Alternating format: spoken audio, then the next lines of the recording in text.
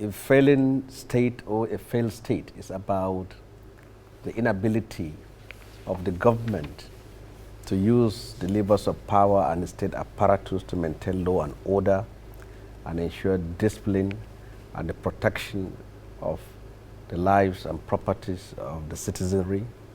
I think it is clear for us to see.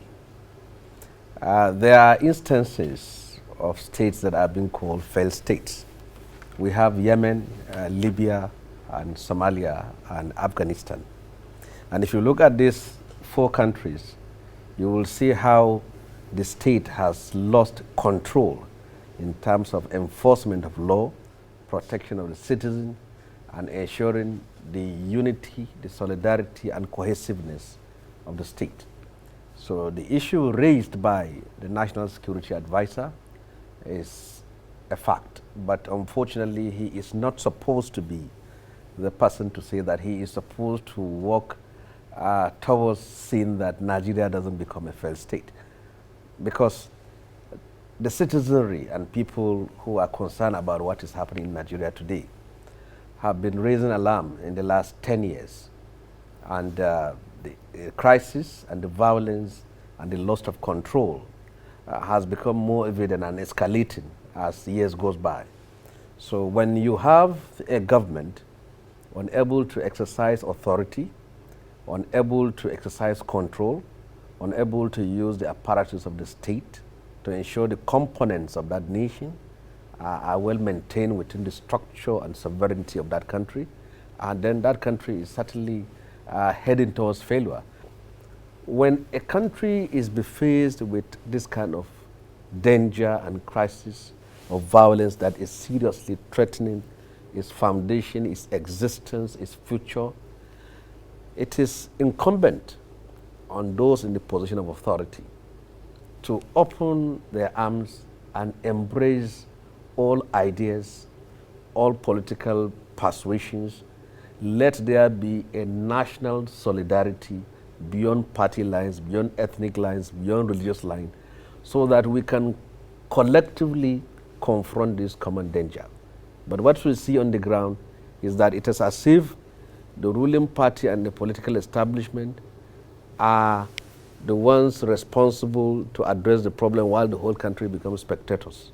So this is what we are seeing.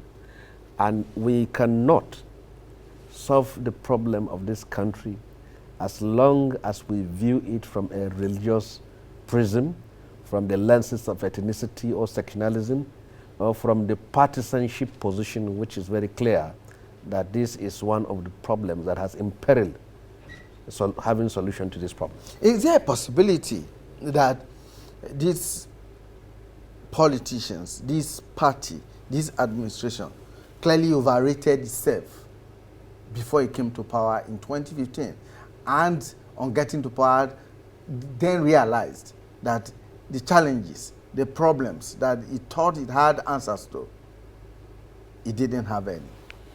Well, you see, when a politician is in the opposition, there are things he can see and there are things he cannot see. But it was expected that President Muhammad Buhari is no ordinary politician and no ordinary Nigerian, because he has seen it all. He has been through Nigeria's history. He was in the battle lines during the Civil War. He was a Minister of Petroleum Resources. He was a governor. He was a commander. He was a head of state. And so he is a veteran in Nigeria's history and Nigeria's journey. So the expectations from Nigerians is that he has the solution to the problem. And now it gave him a messianic posture of someone who has the magical wand to address the problem. But like I've said, when they were in the opposition, or we are all in the opposition, they thought this is the problem and now we have the solution. But as they found themselves in the position of power, so it can be analyzed as two. It is either they were ignorant that the depth of the problem is deeper than the way they thought about it, or their competency and their capacity and capability cannot be able to address the problem. So it is either their weakness or their myopia that led us to where we are today. Now, let's come to what many consider to be the biggest menace of the moment. In 2014 was when we had the Chibok girls mass kidnap in Chibok. But between 2018 and 2021, there have been 5 other such mass abductions by either bandits or insurgents. And many are wondering, what is the attraction? Why do these insurgents or bandits seem to find so much pleasure in abducting school children? Why has schools and soft targets become so attractive to bandits? The bandits in the northwestern part of Nigeria are not driven by any religious ideology like you have the Boko Haram and the ISWAP. They are criminal gangs, they are also terrorists, but they are being motivated by money. If they kidnap a victim, if you can pay them, they can release that victim. But if the Boko Haram kidnap a victim, you are not sure whether payment of ransom can deliver your victim out of their captivity. So, banditry in the northwest and herdsmen killings in the north central and southern part of Nigeria was allowed to fester and linger and escalate to where it is today because the government has refused to take action from the beginning. From 2015 to 2019, several times, someone like me and a few others have risen up on the floor of the National Assembly to bring the attention of the president and the country to the rise of banditry in Kaduna, in parts of Zamfara, and in Katsina State. Unfortunately, we were not listened to. What the apologists of the government and the so-called loyalists of the president portrayed to him was that the points we were raising were either outright lies or exaggeration or an attempt to tarnish the image of his government. So they gave him a situation report that almost everything was going fine and that it is only the likes of Shehu Sani, Dino, Bembruce, and Saraki and others were the ones who are raising issues to destroy the image of his government. So many times we have been called names, we have been vilified, we have been penalized, we have been persecuted for bringing the attention of the president when this violence, when this banditry could have been nipped in the bud. So we have found ourselves where we are today. 3 local governments in Niger State, Munya, Shiroro, and Rafi local governments are virtually under the control of bandits in Nigeria. In Kaduna, the southern part of Kaduna is unsafe, and in central Kaduna, from Igabi to Chikun local government, to Kajuru local government, to parts of other local governments close to Zaria are now in the hands of bandits. Half of Zamfara State and a chunk of Katsina State are all controlled by these bandits. And they also part of Sokoto State, Sokoto East. So the president has hesitated. His government has been misinformed by its friends. And the nation is today paying the price of not being able to rise up to realities. Today, herdsmen and bandits and terrorists are not only killing, kidnapping, and destroying our country, but they are also sowing the seed of ethnic, religious, and sectional discord between the people of northern Nigeria and that of southern Nigeria. And we have to be very careful, because if we don't nip in the bud and extinguish the raging flame of these killings and kidnappings, there will be no Nigeria as years go by. Well, where is the place of intelligence, the intelligence community, while all of this was happening? Well, for all I know, our intelligence system has failed. It is elitist. It is not focused on where it's supposed to be. From what we know in history and from what we know that happened in the past, in those days, you'll find out that every village has a police informer and an intelligence agent that will report to a certain central body where informations are analyzed and actions have been taken. Traditional rulers, chiefs from the local level, all of them play a role within the security architecture of the state. But what do we have now? With all the number of people that are employed in our security agencies, you find out the bandits, the headsmen operate with impunity. They have grown and become so audacious. They can call with the same SIM card 10, 20, 30 times and extort ransom and nothing happens to them.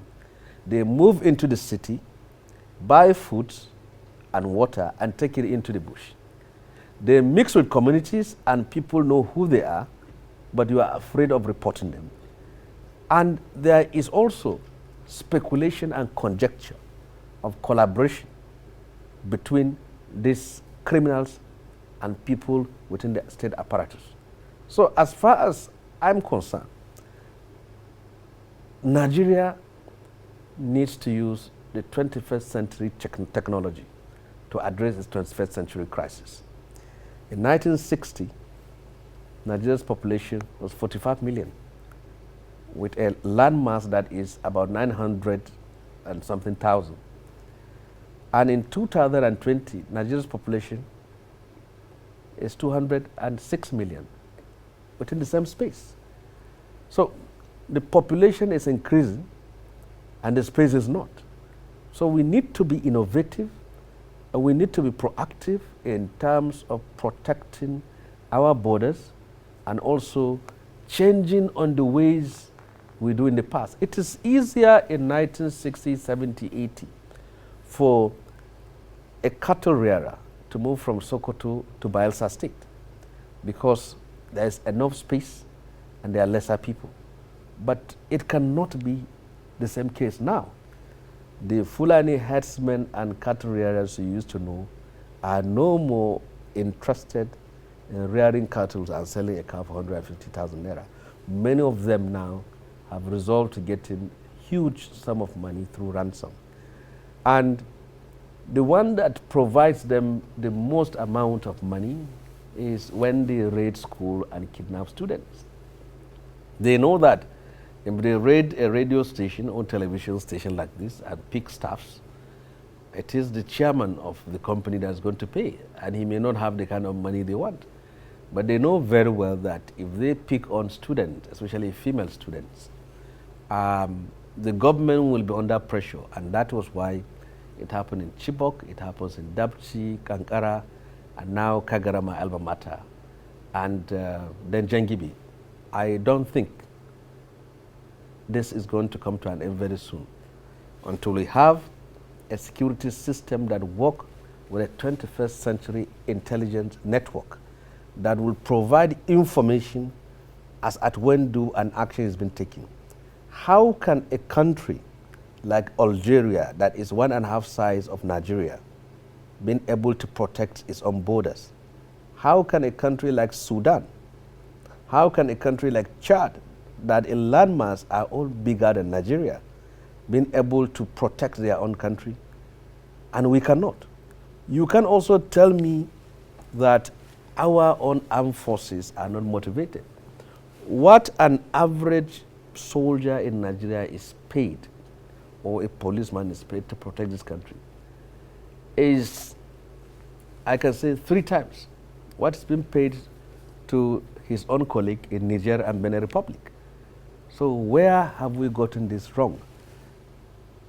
The sum of it is that the government is failing in its responsibility to protect the people, to protect the country, to deliver on the promise it made that legitimized and empowers the people to vote it into power.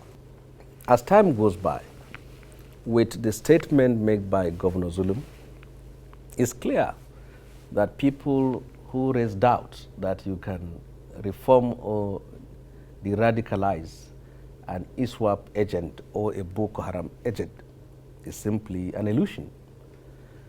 And in the Northwest too, bandits that have been said to be de-radicalized still also maintain contacts with their, in quote, radicalized ones.